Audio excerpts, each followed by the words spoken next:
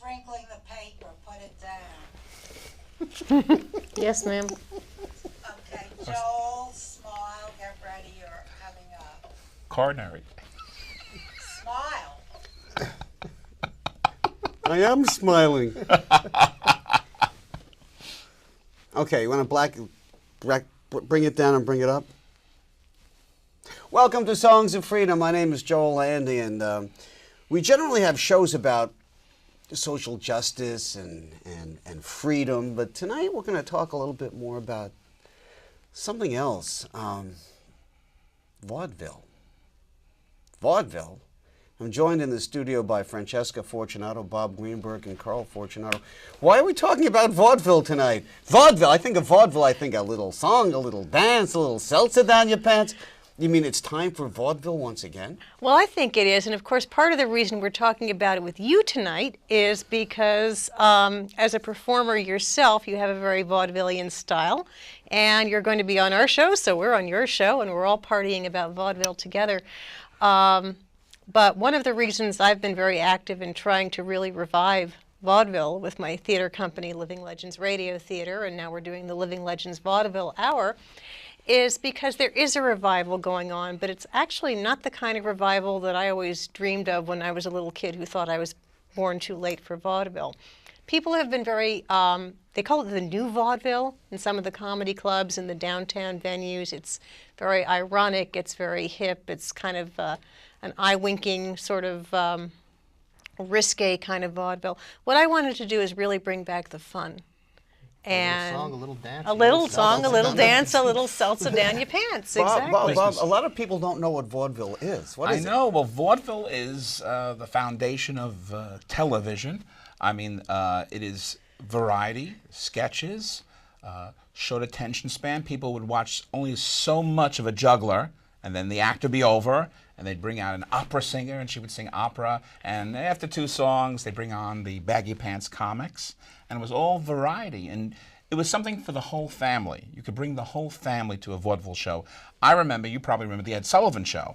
And you'd sit there, and I remember, was it Topo Gigio, the little mouse? On the Ed right? Sullivan Show, yeah. And I would sit through things that I had no interest in whatsoever, just waiting for Topo Gigio to come on. Same thing, people had to sit through Alan and Rossi to get to the Beatles, you know what I'm saying? So, you know, it was variety, and the family would sit together, and the only thing I think now that's very similar to old-time vaudeville or Ed Sullivan is the American Idol show. Because the American Idol show have all these different singers, different styles, and families actually sit together and they like this one, grandpa likes that one, you know, the kids like that. So that's vaudeville, variety, really. So what brought you to this? When did you decide it was time to bring vaudeville back? Well, for me, it's community service. There's a little crime I did back in, well, we won't discuss it, but it's in the papers.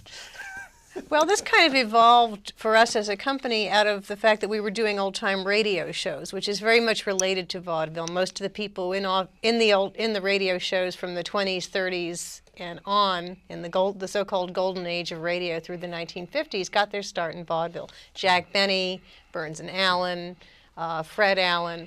So we were performing those old-time radio shows by themselves, both in comedy clubs, nursing homes, hospitals, all over the place.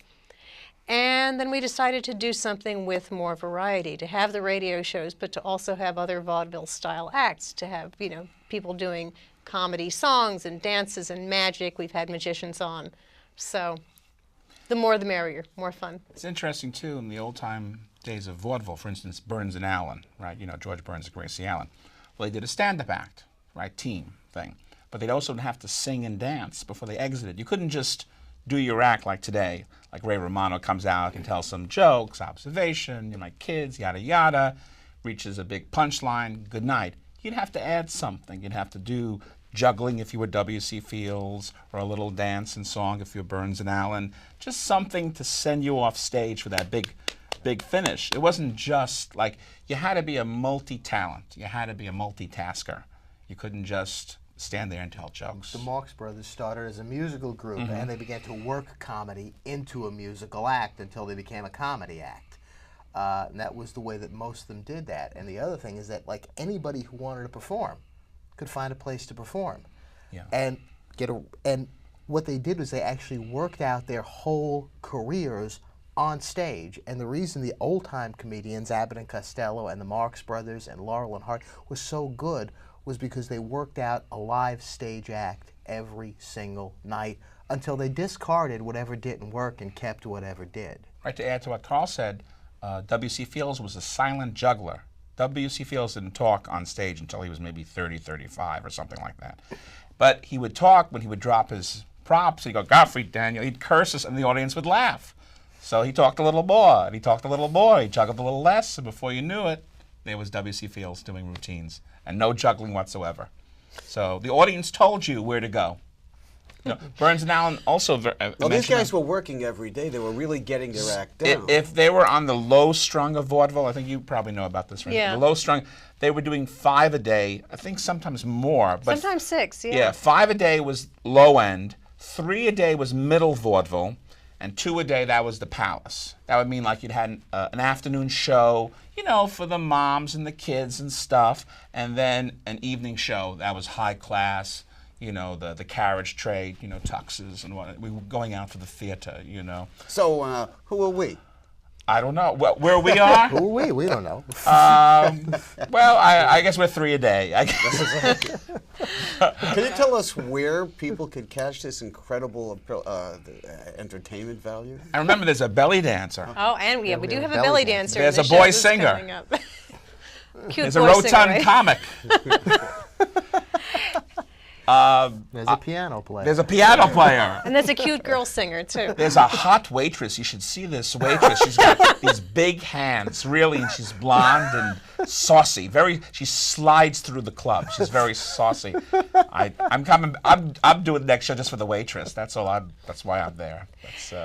Anyway, to answer Joel's question here, I did ask a question. You did ask a question. It's the Murray Street Grill, which is at number 6 Murray Street downtown in Lower Manhattan. It's across the street from City Hall, and nearest to Broadway. And let's see. It's very easy to get to. What was that? Oh, time, yeah. Saturday at 7:30 p.m. and we're going to be there on Saturday, July 28th with Joel, among other wonderful, very vaudevillian guests. And we're also going to be there on August 25th, which is also a Saturday at 7:30. Guests to be announced. So it's July 28th at the Murray Street Grill, Yeah. right, at 6 Murray Street. It's also listed as downstairs in the Village Voice. They say downstairs cabaret. We're part of that downstairs thing. Yeah. Murray Street Grill. And it's very easy to get to. What was the train station I went to? There are actually I was right there. pretty much every train City you Hall can stuff. take. It's Chambers Street. It's more like where the World Trade Center A, was. C, or E to Much Chambers closer. Street, I think it is, and the 2 or 3 train to Park Place is also close. Yeah, I think the Chambers Street was like right there. I walked 1 block, so it's very easy to get to.